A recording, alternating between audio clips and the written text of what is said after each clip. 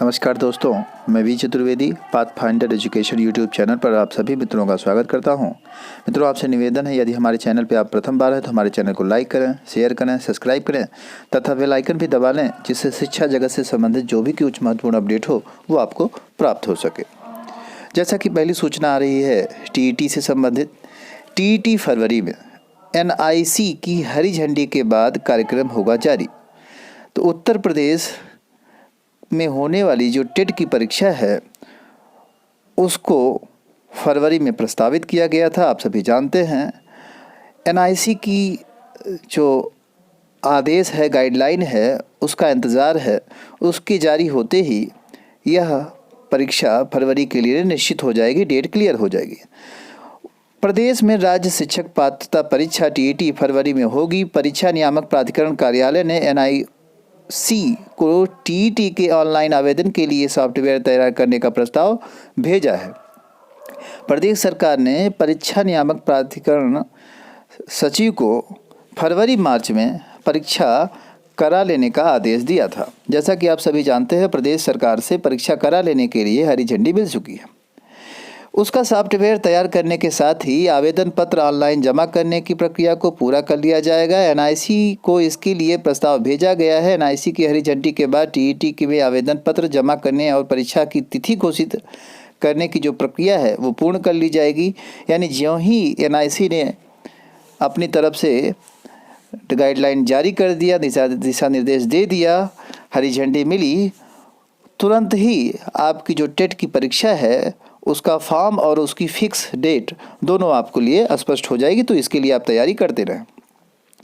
आज के समाचार पत्रों में प्रमुखता से एक खबर छपी हुई है कि संस्कृत विद्यालयों में कब तक होगी भर्ती। आप सभी जानते हैं कि उर्दू अध्यापकों की भर्ती प्राइमरी स्तर पे हुई है, जबकि संस्कृत का टेट तो कराया गया, लेकिन टेट की जो वैकेंसी है अध्यापकों के बेसिस पे वह नहीं आई।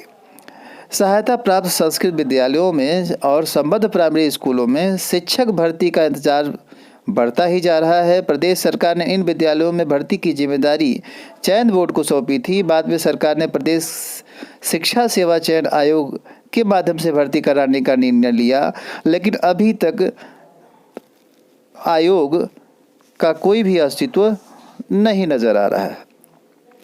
तो इस तरह से आप देखेंगे कि आयोग का अभी तक कोई स्पष्टीकरण नहीं मिल पा रहा है।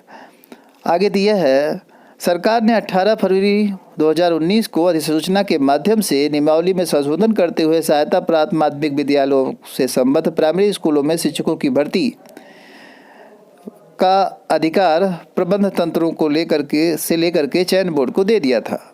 अपर निदेशक माध्यमिक डॉक्टर महेंद्र देव ने सितंबर में प्रदेश से संबद्ध प्राइमरी स्कूलों में शिक्षकों की रिक्त पदों पर ब्यौरा मांगा था।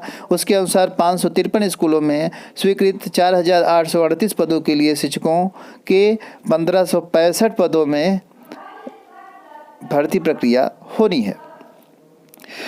इनमें 58 सहायता प्राप्त संस्कृत माध्यमिक विद्यालय में अध्यापकों के अभाव में बंद होने की कंडीशन आ गई है। 2017 में नई सरकार बनाने के बाद संस्कृत विद्यालयों में नियुक्ति की जिम्मेदारी चयन बोर्ड को दी गई थी। शिक्षा विभाग ने 1282 शिक्षकों की नियुक्ति का अध्याचन साल भर पहले भेजा था, लेकिन आज तक भर्ती शुरू नहीं हो सकी। अकेले प्रयागराज में 42 संस्कृत विद्यालयों में 14 ऐसे हैं जहाँ की एक भी शिक्षक नहीं है। 3 स्कूल चपरासी तो हैं, लेकिन एक कलर के भरोसे पूरी प्रक्रिया चल रही है। तो इस तरह से संस्कृत की जो शिक्षा है उसके प्रति प्रदेश सरकार उदासीन दिखाई दे रही है, क्योंकि अभी तक वैकेंसी के बारे में कोई भी स्पष्टीकरण नहीं दिया गया है, ना ही कोई निर्णय लिया गया है। जैसा कि आप सभी जानते हैं, उर्दू शिक्षकों की भर्ती तो हुई थी, तो संस्कृत शिक्षकों की जो बात कही गई थी कि भर्ती होगी, उनसे टेट भी कराया गया, तो भर्ती प्रक्रिया आगे क्यों नहीं बढ़ रही है? भर्ती प्रक्रिया बढ़नी चाहिए। तो इन्हीं सारी बातों को लेकर के आज न्यूज़ पत्र में काफ़ी कुछ इससे संदर्भित करके कहा गया है कि आखिर भर्ती प्रक्रिया कब होगी। अगली सूचना आ रही है, यूपीएचईएससी अब नए सिलेबस पर होगी असिस्टेंट प्रोफेसर भर्ती परीक्षा। रिवाइज किया जा रहा है पुराना सिलेबस। 47 विषयों में 2016 पदों पर भर्ती के लिए जारी होना है विज्ञापन।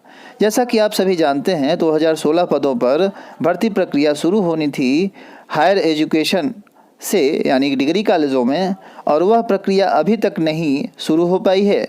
जैसा कि आज सूचना आ रही है न्यूज़पेपर के माध्यम से कि जो उनका सिलेबस है वह रिवाइज़ किया जा रहा है। पुराने सिलेबस के आधार पर भर्ती प्रक्रिया नहीं पूरी की जाएगी, नया सिलेबस जारी किया जाएगा और उसमें जो है समय लग रहा है। हालांकि मैं कहना चाहूँगा कि अगर भर्ती प्रक्रिया करानी ही है तो सिलेबस रिवाइज बहुत जल्दी किया जा सकता था, लेकिन ये सब भर्ती प्रक्रिया फंसाने की एक तरीके हैं, जिसकी वजह से भर्ती प्रक्रिया और लेट से लेट होती जाती है और अभ्यर्थी बेरोज़गार ठहरते हैं या तो ओवर एज हो जाते हैं।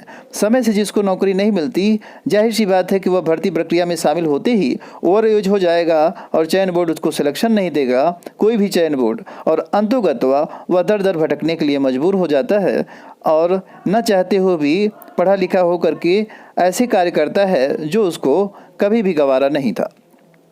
नियुक्ति पत्र के लिए अभ्यर्थियों का प्रदर्शन अब देख लीजिए, यहीं स्पष्ट रूप से दिया गया है। असिस्टेंट प्रोफेसर शिक्षा शास्त्र के पदों पर चयनित अभ्यर्थियों ने काउंसलिंग कराने और नियुक्ति पत्र जारी करने के लिए मांग अपनी बृहस्पतिवार को रखी।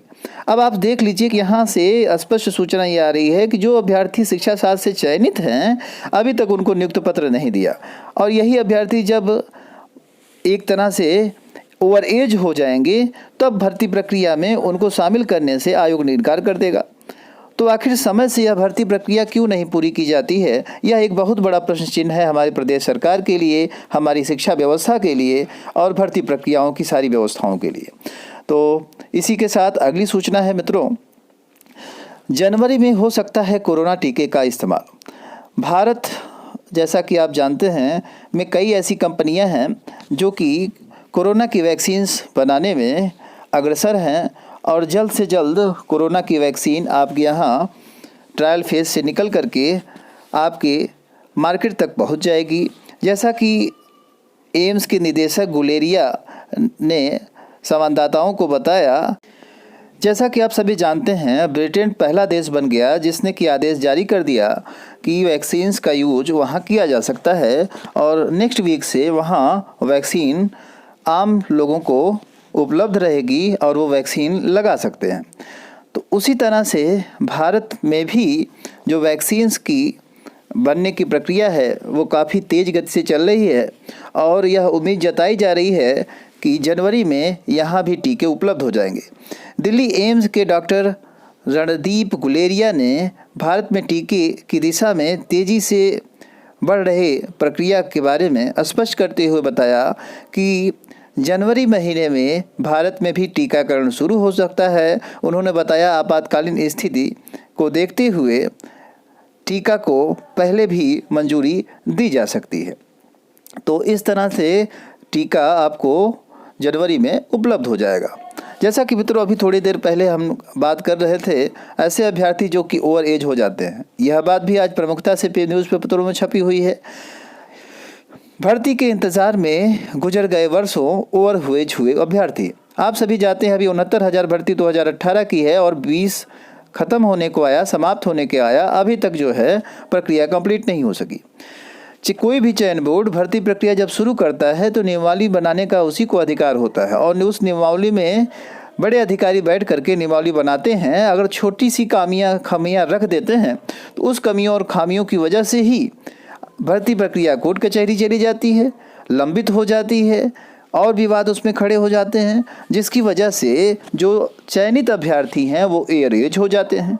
कुछ ऐसी चीज़ें हैं जिसका आप देखेंगे कि रिजल्ट ही नहीं जाएगा। जैसे 2011 के जो बायोलॉजी के अभ्यर्थी हैं, आप देखिए उनका आज तक रिजल्ट ही नहीं आया। 2016 के जो चयनित अभ्यर्थी हैं जिनका आज इंटरव्यू चल रहा है, उनका अभी तक स्पष्टीकरण ही नहीं मिल पाया है कि ज्वाइनिंग का क्या शेड्यूल है, कब होगा। हालांकि एक दिन मैंने अपने न्यूज़ के माध्यम से बताया था कि आयोग ने दिसंबर की बात की है कि जिन लोगों का चयन हो गया है दिसंबर यानी इसी माह में उनको नियुक्ति पत्र दे दिया जाएगा। हालांकि अभी इसमें प्रक्रिया अग्रसर है और 2020 के विज्ञापन को लेकर के आयोग अभी उलझा है। 2020 का जो वर्ष है वो समाप्त होने का आया और अभी तक विज्ञापन की सिर्फ बात चल रही है। 20 तक की बात आयोग ने कही है और 20 तक देखिए 20 दिसंबर तक क्या होता है। भर्ती प्रक्रिया आगे बढ़ती है या अभी भी रुकी रहती है। बेरोजगार युवाओं का दर्द समझने के लिए उन प्रतियोगी छात्रों की मनोदशा समझनी होगी जो ओवर एज हो चुके हैं या ओवर एज होने की आखिरी पड़ाव में हैं। प्रतियोगी परीक्षाओं की निर्धारित उम्र सीमा पूरी कर चुके छात्र अब किसी भी परीक्षा में बैठने योग्य नहीं रहे हैं। तो यह एक बहुत बड़ी विडंबना है मित्रों, जो कि ओवर एज की बात है और तमाम ऐसे अभ्यर्थी हैं जो कि ओवर एज हो जा रहे हैं और क्या करेंगे, उनकी यहाँ भर्ती प्रक्रिया आगे बढ़ेगी नहीं। इतना समय लग जाता है कि ओवर एज उनका होना स्वाभाविक है और एक बाद में उनको चयन नहीं देगा। यह उनके लिए एक बड़ी समस्या है।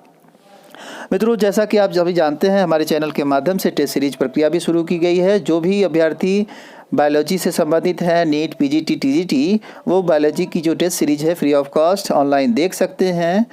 तो सूचना सुनने के लिए आप सभी मित्रों का बहुत बहुत धन्यवाद।